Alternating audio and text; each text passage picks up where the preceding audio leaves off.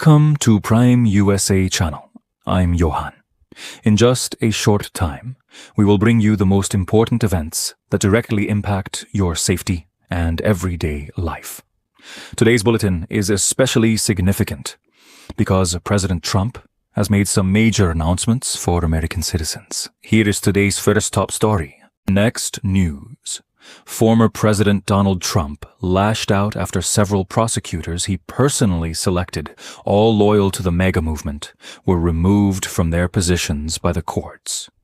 The anger intensified after two of his close allies, Alina Hebba and Lindsay Halligan, were disqualified from serving as top prosecutors in New Jersey and Eastern Virginia, prompting Trump to turn his frustration on members of his own party. Using his Truth Social platform, Trump attacked the long-standing Senate blue slip tradition, accusing Senate Republicans of allowing rules that make it harder for him to place loyal supporters in powerful judicial and prosecutorial roles. Trump claimed the process unfairly blocks Republican nominees, especially in states with Democratic senators, and argued that even highly qualified Republican candidates are rejected, leaving only far-left Democrats able to secure these influential positions. Next news. This case has once again brought America's immigration policy and individual rights into sharp focus.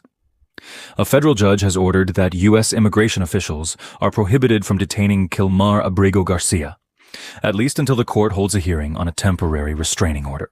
The ruling came just hours after Abrego Garcia was released from immigration custody, while appearing for a scheduled check-in at an ICE office in Maryland.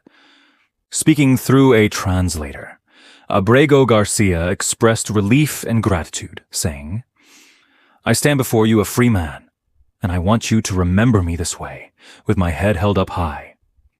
His attorneys had urged the court to block authorities from redetaining him, citing concerns over repeated detentions. Abrego Garcia became a flashpoint earlier this year during the Trump administration's immigration crackdown after he was wrongly deported to a notorious prison in El Salvador. He had previously been taken into custody during a similar check-in in August. Before reporting to the Baltimore ICE field office on Friday, Abrego Garcia appeared at a news conference outside the building, accompanied by supporters chanting, "We are all Kilmar."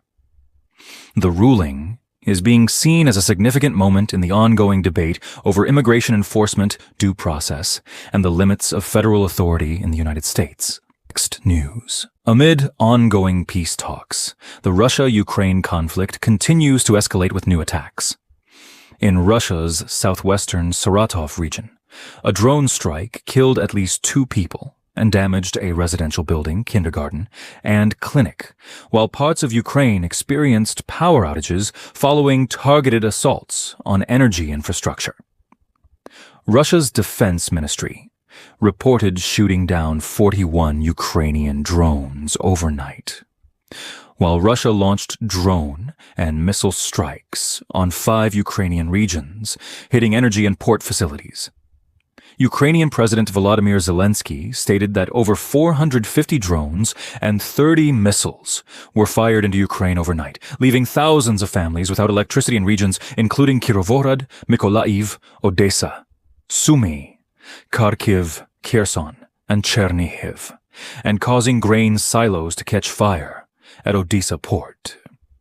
This latest wave of attacks follows comments by Kremlin advisor Yuri Ushakov, who said Russian police and National Guard will remain in the industrially rich eastern Donbass region, even if a peace settlement ends the nearly 4-year war, underscoring Moscow's intent to maintain a post-war presence there, an approach Ukraine is expected to reject as U.S.-led negotiations continue. The United States and Mexico have reached a water-sharing agreement following threats from former President Donald Trump.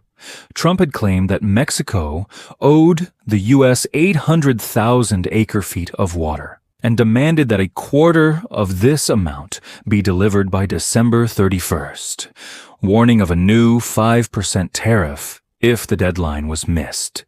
He accused Mexico of violating a 1944 treaty under which the U.S. receives water from the Colorado River in exchange for flows from the Rio Grande, which forms part of the border. The U.S. Department of Agriculture stated that the agreement addresses both the current water cycle and the deficit from the previous cycle, ensuring that American farmers and ranchers receive their allocated water. U.S. Agriculture Secretary Brooke Rollins noted that Mexico delivered more water in the past year than in the previous 4 years combined, though it still fell short of obligations, and reiterated that the U.S. reserves the right to impose 5% tariffs if Mexico fails to meet its commitments. Mexican President Claudia Sheinbaum has not commented on the agreement, but previously expressed confidence in reaching a solution while cautioning that meeting the December 31st deadline would be physically challenging due to pumping limitations.